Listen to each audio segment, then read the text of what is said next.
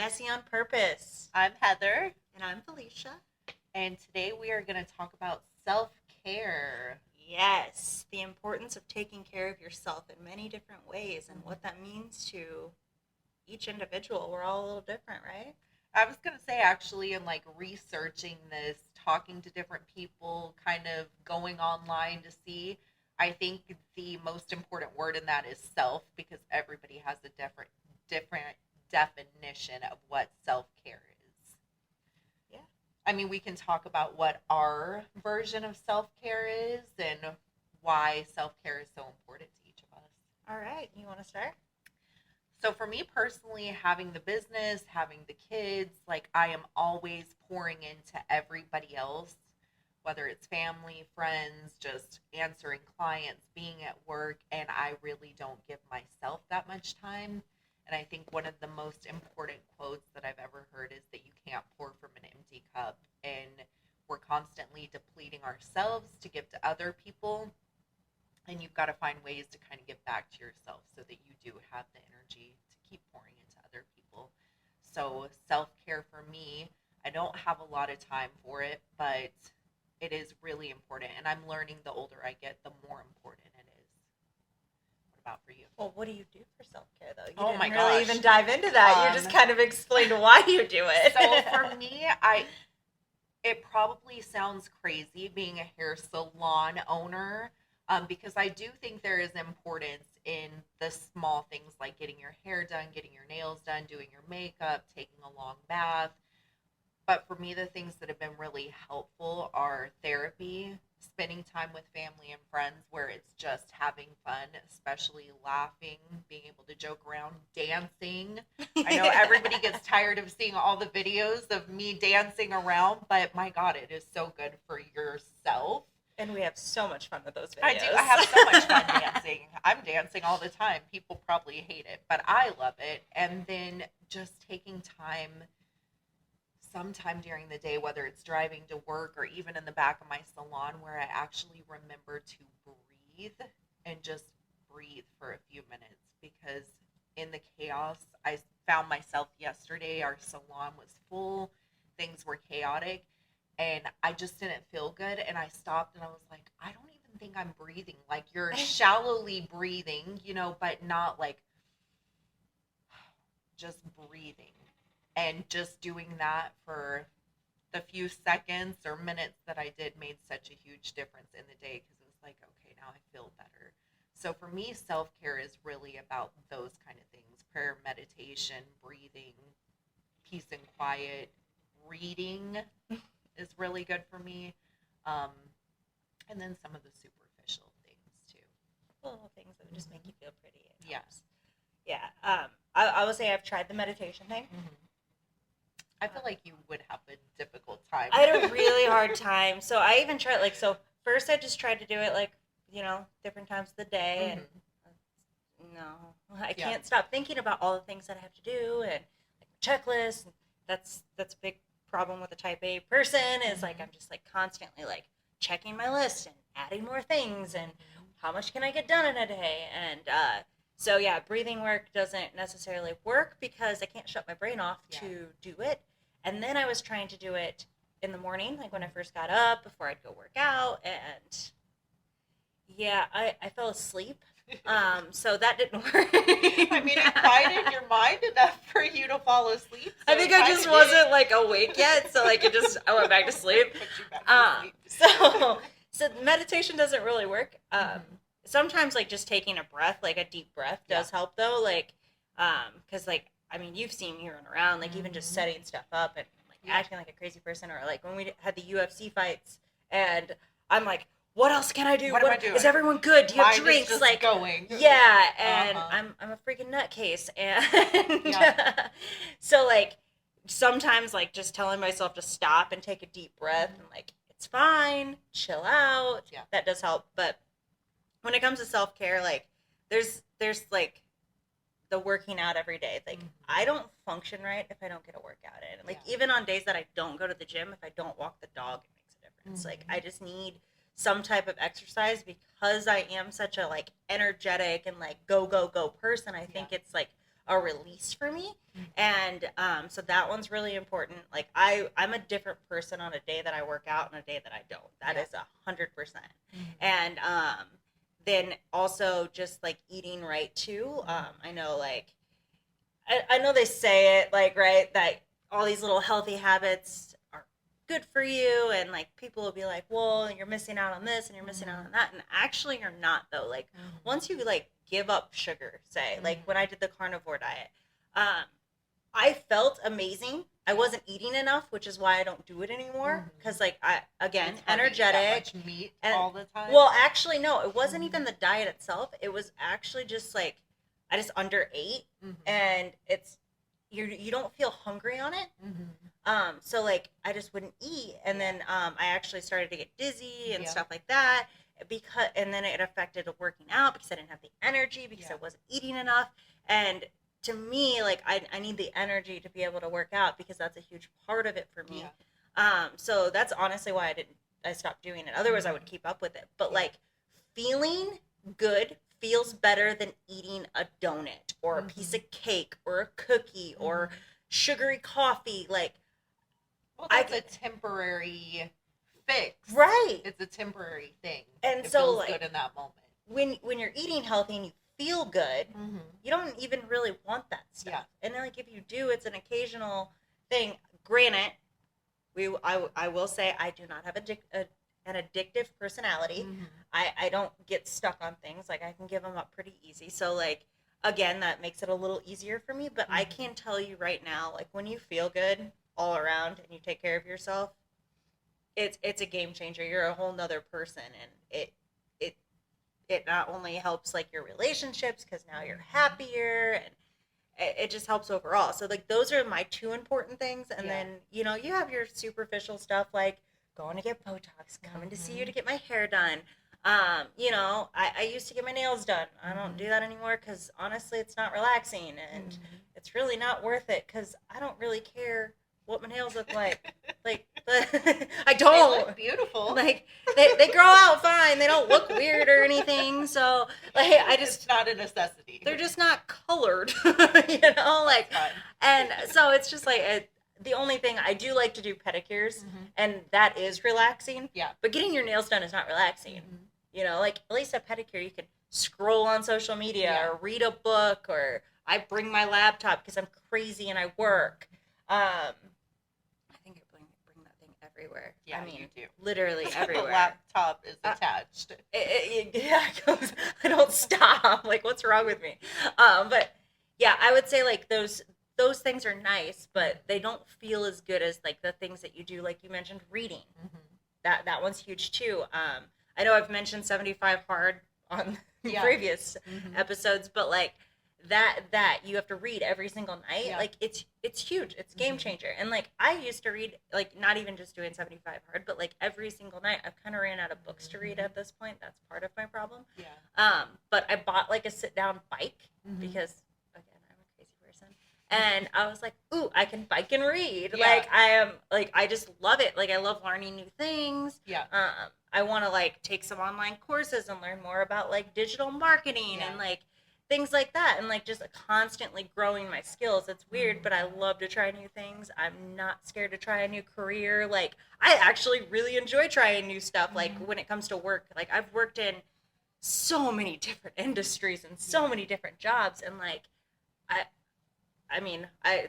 there's nothing that I loved like more than the learning process. And then like the bad part is like I get bored and then I look for something else. But so you saying that actually circles back because you were talking about like with the dieting and working out and you getting bored and stuff. I think with the meditation, with the changing your diet, with the working out, those are all habits that have to be developed and formed, because I can tell you with the breath work, obviously I started that when I was pregnant and going to have a baby, because it was like you can get pain medication, sometimes you can't get pain medication, and there is a lot of power in your breathing and a lot of control in your breathing, and I had to learn that in labor, having a 10-pound plus baby with no pain medication. And I would have never thought about that when it comes to having a baby. Like working on your breath work, like Who even thinks about that? Listen, he was 10 pounds, 4 ounces, and I pushed that sucker. But you didn't know that at first. I did not know it, and I thought I was going to have pain medication, but they do teach you breathing work if you do like Lamaze and things like that. And some of the most painful things that I've gone through in this life, physically, I've had to use breath work to get through it. Like, and the power over your mind is a lot harder to harness than I think even power over your body. So when I started the meditation, my brain is always going to, and I would be laying there like,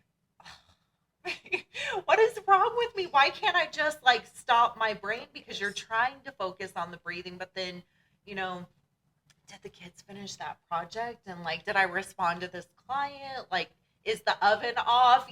Just all these thoughts. This is the difference between males and females, by the way. Yeah, and it's you just want to calm, and it has taken me years to get to the point where I can kind of just lay there and breathe and think about the things that I want to think about, calming myself, doing affirmations, okay, today, because it's so easy to start off on a negative foot in your thinking process, and we'll actually talk about that. Yes. But it's a lot easier to let those negative thoughts in, so you have to learn to kind of control, and that takes time, just like changing your diet, just like exercising. Those are habits that have to be formed. So, have you ever read the book Atomic Habits? I have not. Okay, I'm going to bring it to you. Okay. It's a great book. I will read it. Okay, I'm going to bring it to you. It's really, really good. So in us preparing for this, I actually researched. I was looking some stuff up about self-care because we've talked to a few people. We both posted it on our social media. What is your definition of self-care? What do you do to feel better? And a lot of the answers were the superficial things I think that we think of automatically, being women, getting your hair done, getting your nails done, doing face masks, getting massages. And I was researching the importance of self-care, and a statistic that I told Felicia is they said on average we have over 60,000 thoughts pass through our head in a day, and over 80% of those are negative thoughts. I think I double those thoughts. Yeah. Sometimes, which means you double have the a lot more negativity. negative thoughts. And why does that play a role in self-care is because with stress, we're affected in many, many ways, but stress is very detrimental to our health, and stress is actually a killer. I mean, there's no other way to put it. It kills people. Stress can take a toll on your heart, your blood pressure. So having all these negative thoughts in your head and having stress, what do we do to decrease that? What ways can we help ourselves to be less stressed? And we are a maker of it. A lot of stress that we carry on a day-to-day basis is our fault. Self-induced. I mean, I self-induce it all the time. Mm-hmm. I bring the laptop everywhere because I keep adding work to my schedule. It's not like I have to do this podcast or I have to edit the videos. I can have somebody else do that, but I choose to do it myself, and that is adding to my stress. Type A personality. It won't stop, and and there's other people too that they add things to their schedule, or maybe deal with people that they shouldn't, which adds stress, because we have a choice on everything that we do. Whether it's the job that you're working that you hate, go get another one. Yeah. There's other jobs. I'm not telling you to quit your job right now and then go look for a job. Look for a job while you're in that current job. If you don't like the person that you're dating, why are you dating them? Why do you continue to do it? History means nothing. Change it. Or that family member that's always on you or telling you, negative stuff about yourself and putting you down, and or that friend that's just bringing all the drama but never fixing anything in their life, but it's adding to yours. Yep. Why do you continue to let those things happen? Yep. And I think that once we start taking responsibility for those items that we can control, because if you can't control it, there's nothing you can do about it, right? Well, and but also, there are things going you can. And getting a haircut or something isn't going to make those things go away. Not at all. You might feel good for an hour. So that's the difference between, I think, there is a level of superficial self-care where we do something that makes us feel good in that moment and gives you a little boost in, what is it, serotonin or dopamine or whatever, where you're like, oh, my hair looks great, or, my nails look good, or I got a facial. But I think self-care really has to start with the internal work. And that being, like we talked about with the exercise, maybe therapy, talking about the issues that you have, coming up with game plans to tackle those stressors in your life. Therapy's great for someone who doesn't know where to start. Yeah. Doesn't know where to start. I do not think it's an ultimate solution because at some point you can't just talk about it. You have to make those decisions. Yeah. And a lot of people will go to therapy and continue to go to therapy, but not like actually change anything. And that is a problem too. Yeah. You have to put the action to, those changes that you want to make. Otherwise you'll never see anything different. Yeah. And so I do think it's a great place for people to start that don't know where to start. Or even if you can't, because I think there are times, for myself personally speaking, doing therapy, the things that I thought were the problem were just results of other problems that hadn't been dealt with. So therapy is really good at kind of getting to the root of the problem, like why do I react in certain ways to different things, because it's something from the past. But yeah, absolutely. I mean, you could sit with a therapist every day of the week, but if you're not doing anything to change the things that are in your life that are causing you stress, nothing's changing. Lot you have to put action to anything you want to do, any goal and anything. Otherwise, nothing changes. Yeah. That's why people stay in miserable jobs, or they whine about their life, or, or the people that are like, I have no life because I have kids. Like, no, you choose that. You choose that. Like, look at you. You're a single mom. Single. Not, there's not mom and dad are at home. Like, I can leave for a little bit and dad's got the kids. Like, you are a single mom, yet you still find time to do stuff like this. Own your own business. We have girls' nights. Like, that.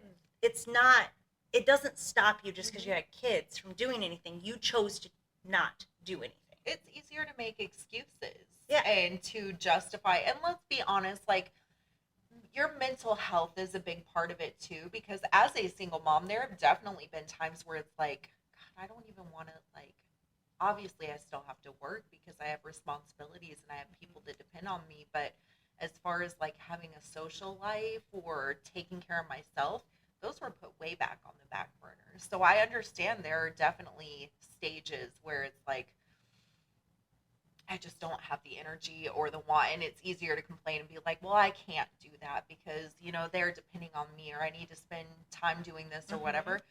But at a certain point, you can choose to stay down or you can get back up as well. And like, I don't know if you agree or not, but like, if you're not putting the time into yourself, that affects your family too. Oh, yeah. Like, right? Like, if you're not doing those self-care things, like going to the gym, eating right, reading books, meditation, therapy, that's then going mom's to here, but mom's miserable, which means everybody's miserable. Right. So like the kids aren't having a good time when you are doing something with them, or you're going to like one of their sports events, or whatever goes on at schools anymore, because I don't even know anymore.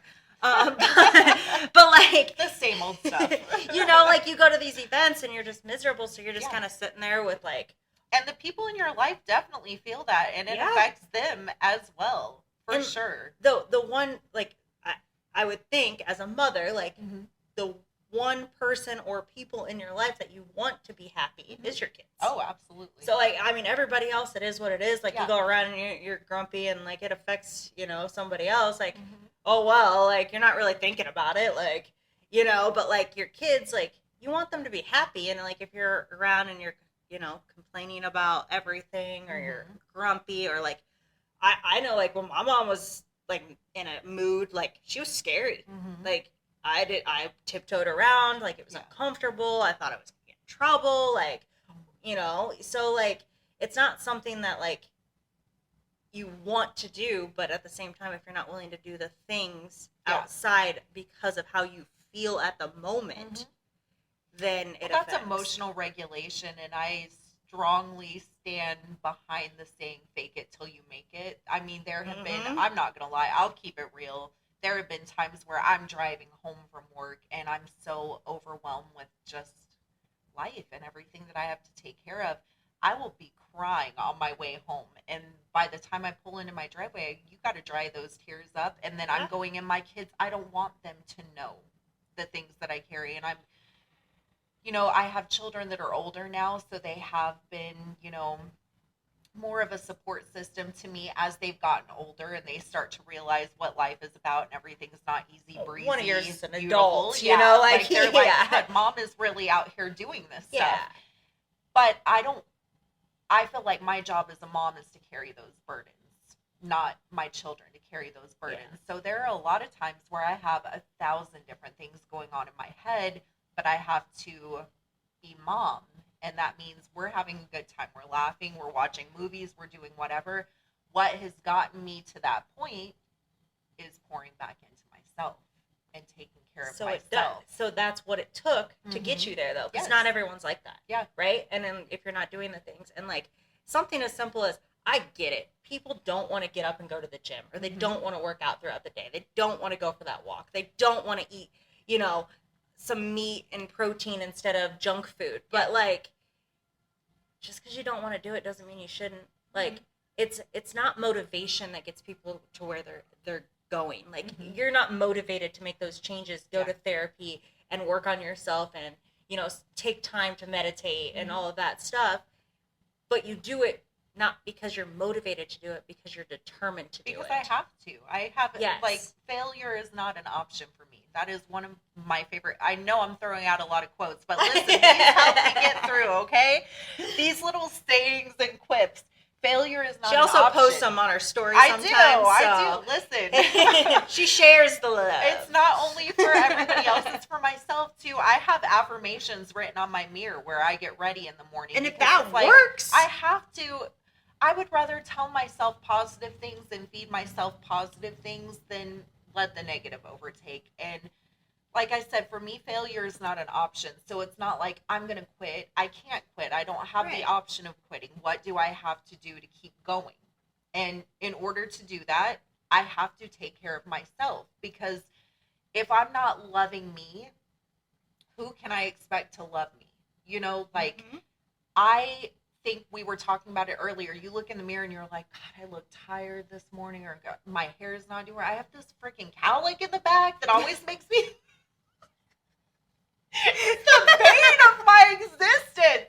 My hair never wants to lay right, and you're looking in the mirror and you're telling yourself all these things, and you're like, we're supposed to love ourselves. How are we loving other people and taking care of other people if we're not loving myself first? Yeah. So I do, as cheesy as it sounds, on my mirror, it's like, I am beautiful, like, just these different things, and I'll change it. Like, I want that to be what I see when I'm looking in the mirror at myself, because it's a lot easier to point out all of the flaws and the negatives. And so sometimes you kind of have to reinforce the positive thinking.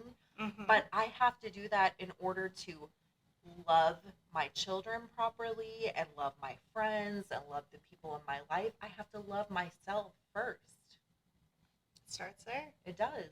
If you're not willing to put in the work, and like I said, it's not easy. No. It's not something you wake up every day motivated to do. God, I love myself so much. What can I do to take care of myself? I myself? get up at 3 a.m. because I hate a busy gym. Yeah. And the only reason I do that is because I hate the busy gym. And I like to get so much done before I start my day at 7 a.m.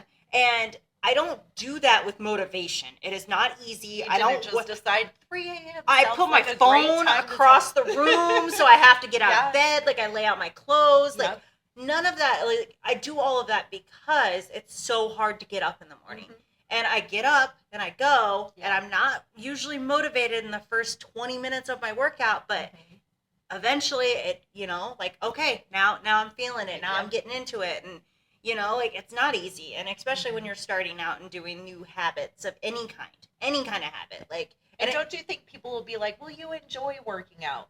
Listen. They say it to me all the time. You develop the enjoyment of feeling your blood pumping and like how you feel afterwards and the results of working out. But I don't think there's a single person alive that's like, God, this is just so much fun. I just want to like, do it all day long. I want to work out. I want to No. get up at 3 a.m. to work out. No, I do enjoy it. I think more than other people, right? Like Yeah. I do I'm an active person. Like I just enjoy it in general. Like if I was actually good at a sport, I'd probably play a sport. Yeah. Like I'm not, because I'm not coordinated, but but you know, like you know, like, but I go not because I enjoy it, but because I feel good and it helps me develop things that I want to develop, and you know, like the determination, and it's a habit that you build. Like if I get out of whack with it, it takes me a couple weeks to get back into the routine. Yep. I go to the gym and I'm like, oh, I look like crap. Like I don't feel good. I don't feel like a couple it. weeks later, I'm like, heck, I can't wait to go. But that's developing that habit too. Yes. Where Which you're usually starting takes off and you're like, oh, I don't want to do this. And they do say it like takes 6 weeks to develop a habit. Yeah. So you have to do it every day for 6 weeks to develop that habit. And if you're not willing to put in the work, it's never going to happen.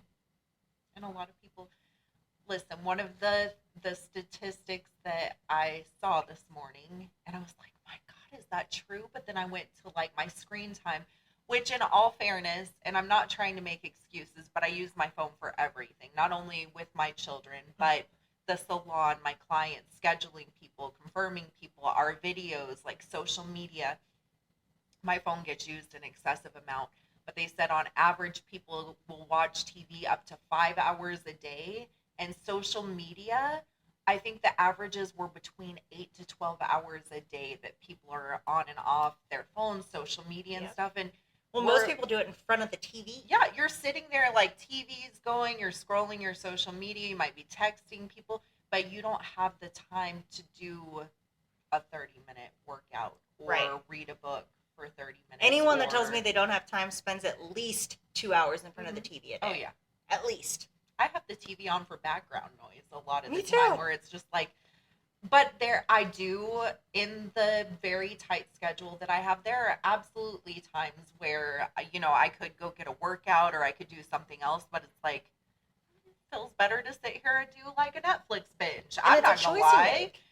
And that can be self-care sometimes if it's not a consistent habit where you're spending all your free time doing those things. Like, it's nice every once in a while to lay down and like binge the TV show that you've been wanting to see. But if you're doing that every day or every time you have free time, that's when it becomes problematic.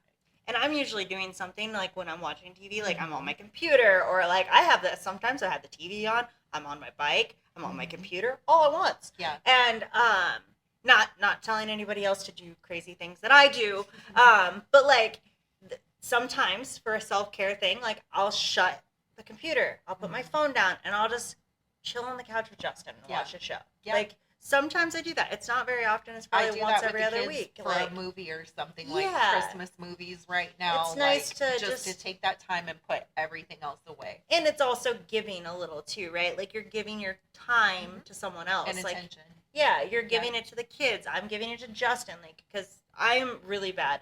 I'm really bad about giving my time at home to him. Like going on dates and stuff, we're pretty frequent with that. Like even the time, you may be giving him your time, but attention is between, you know, your phone, what's going on, Nala, like you've got all these different things happening.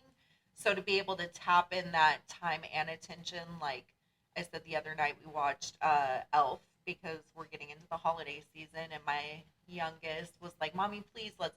So I went and, speaking of diet, listen, we had eggnog, we had pumpkin pie. Hey. But we all sat there, like, just to sit there and watch the movie, put your phone away, just your attention and time is right there dedicated to them and watching that Christmas movie. It meant so much to him, and it was like, this is nice to just have one thing for your attention to be on instead of it being spread so thin. And sometimes it's like peaceful for your mind a little bit too. Like I shut stuff off to do that yesterday actually. Like I shut my computer. I was like, okay, I just need to like relax. Yeah. And like it just kind of calms your mind. And like I don't do that very often. I mean, you know me. Yeah. So it's hard to imagine that. Yeah. So like I do it like I probably do it as little as once a month, like Mm-hmm. where I just kind of just shut it off. Otherwise, I mean, even like sometimes when I like shut the computer, I'm still thinking about things. Yeah. Like I've tried to take naps with Justin on the couch. And you're like, Oh yeah, I gotta do this, mm-hmm. this. I mean, I time block my freaking day in my head. Yeah. I don't even need it on an app Mm-hmm. or my calendar. Yeah. It's in my head. I know what I'm Mm-hmm. doing. Like this morning, Mm-hmm. I got up and like I took the dog for a walk, and then I was like, okay, now I got this amount of time to get reports done before I get ready, and then I get ready, and then I gotta pack everything up, and then like it's all blocked out all the time. So like to even like make space for that little bit of calming, but my brain doesn't shut off because I'm like, well, I still have 1,500 things to do. Mm-hmm. I'm buried in editing at the moment. Mm-hmm. Like it's just it never stops, and then on top of it, like it's weird because it's past tax season. Yeah. And that's our busy season. Mm-hmm. But like I'm busier now than during tax season because I'm not doing the taxes. Yeah. I'm now prepping for things like 1099s in January and getting everyone's books up to date. And like, so like I'm just like buried in work, buried in editing, buried in like us trying to do this. Like, and it's just like, how do you shut your brain off? Mm-hmm. How? See, Felicia needs some self-care. And yeah, no, I just need a really, really hard workout. That's what I really need. Sometimes sweating it out. And one thing that I wanted to bring up that also found out this morning is we were talking about, I guess, environmental psychology, because I think it's become a big trend recently with like the grounding and people talking about how they go outside and put your feet in the grass and be out in nature. And it's kind of faddish, but it is so important. And the research that I read this morning was talking about how being outside in nature not only improves your mood, your cognitive skills, delays the aging process of your brain. It helps overturn white blood cells, which help you internally fight off infections, help your health. Being out in nature is one of the greatest stress reliefs that you can have. But I can confirm that. Like I use it as a stress relief. Amazing. Like if I'm so stressed out because I'm working on something and it's not working out or whatever it is, and I go for a walk with my dog. Outside. Like I literally just go for a walk, and it helps tremendously. Yeah. And most of the people that I work with do the same thing. Yeah. They all go for walks just to kind of clear your head if it's been a long day, if something's stressful, you dealt with a hard client, whatever it might be. Just going outside for 10 minutes. Well, let's be honest, you're getting not only fresh air, but you're getting vitamin D from being out in the sunshine. There's something to be said. We are animalistic by nature, but we spend up to 93% of our lives inside walls, inside of our cars, inside of our homes, for our children's schools. Like, we are meant to be more out in nature, and I think that's why there's healing properties of being by water, by being by the ocean, lakes, rivers, being up, going to Mount Charleston, going for hikes. So I think that's a really big component of self-care, for me especially. Yeah.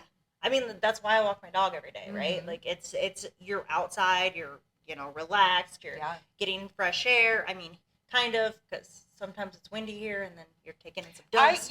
Las Vegas isn't the greatest for fresh air, but I will tell you, I take every opportunity that I can. My kids, one of my sons last night was like, Mom, going to Bullhead, because we'll go visit my dad in Bullhead, which is away from the city.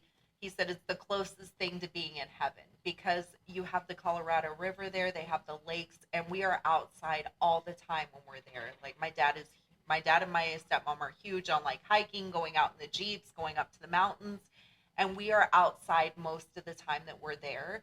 And I feel like every time we go, I come back recharged. Oh yeah. It's like you're drained, and then you go and you're just out walking, hiking.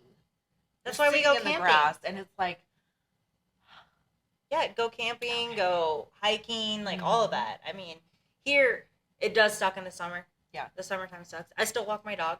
I just do it super early. Honestly, probably about the same time that like 6 a.m. ish. Yeah. It's about the time I still take her, even though it's cold. It is. But like 6 a.m. is when the ground's like the least I'm so weird. I figured out the perfect time to Yeah. walk my dog. Yeah. But the ground is the least hot, so it doesn't burn her paws. But like, it's still hot. It's still 100 degrees at 6 a.m. in the middle of the desert in the summertime. And so like, it's a lot harder to get fresh air here because we have so much summer. And then it does get kind of cold in like the winter, but I'll take the walks in the winter here over summer. The summer. Yeah. But like, it's still possible. It's still possible. Or like a simple. I'm playing footsie with That's okay. Hey. But it's still possible. I mean, Mount Charleston is not that far. Yeah. I lived probably the furthest from it, and we still go out there. And like, it's 70 degrees, and it's nice, and you can still go out there. Or there is the Colorado River. I don't know if you've been out to like Nelson Ghost Town, but like if you go right past there, it takes you down to the Colorado River. Yeah. It's super nice. Or that's what the Colorado River runs through Bullhead and Laughlin too. Yeah. And I'm telling you, I don't think that it is a coincidence that our rates of depression increase as the amount of time that people actually spend outdoors decreases. Yeah.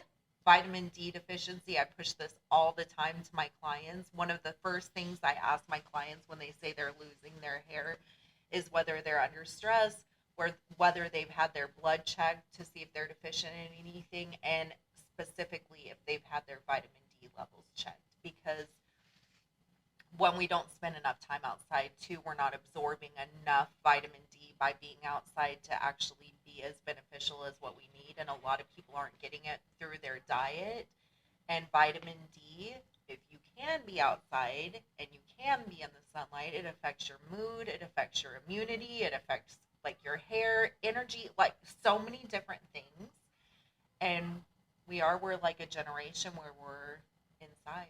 And it's only gotten worse. I mean, as things get more remote and people are home more and instead, like, I mean, you have also the issue too of like everything kind of going virtual and like a lot more people working from home. Now we're not only not leaving our house, but we're also not socializing. So now you have that lack of social skills and like people don't know how to function in public places, and that's why we have a higher anxiety levels. And like that is really important too to your self-care. You have to socialize.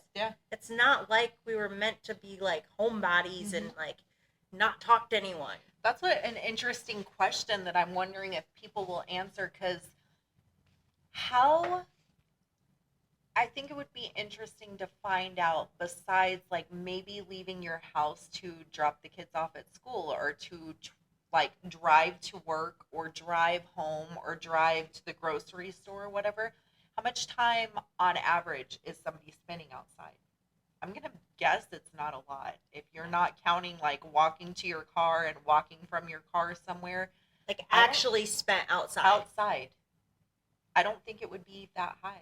I mean, no, honestly. I Because I can think about until I started making a conscious effort during my day to even walk outside here when I'm at the salon, and it's like, I'm just going to take, and I'll tell Avery and I'll tell my clients, like, I'm going to go outside for 10 minutes. I just need to be outside for 10 minutes. I can't spend my entire day inside this building. But a lot of us do. Yeah. Just inside. And like, I go out of my way to do it, right? Like I literally schedule an hour a day. Walks, how much would you be out?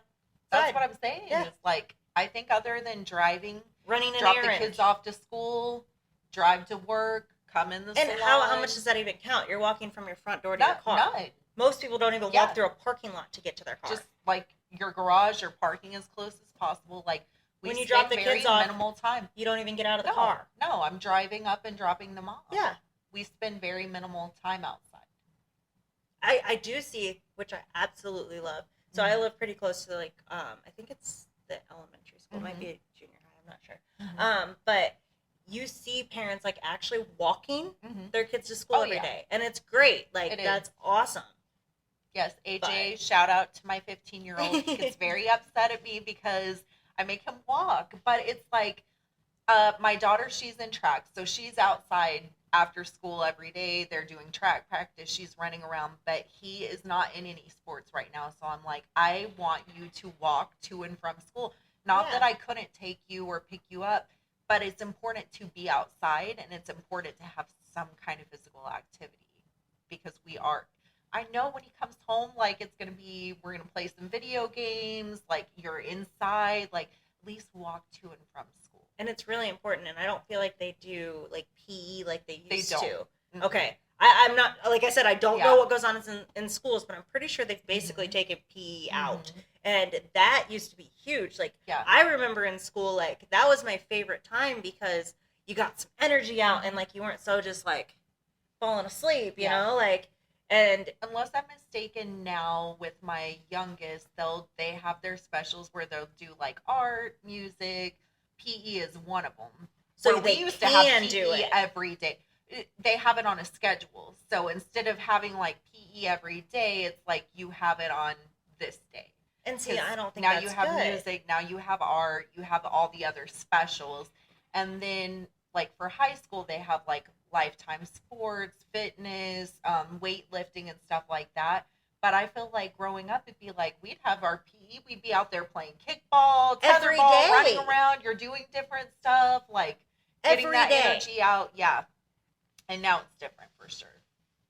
Which is, it's crazy. It's Mhm. crazy to me that they would take that out because that's such a healthy thing. Mhm. And kids don't, like you said, they go home, they what, have a snack and then get in front of a video game or play virtual Get on their reality tablet or the tablet or VR. social media Mhm. or whatever. But Yeah. they're definitely not outside. Mm-hmm.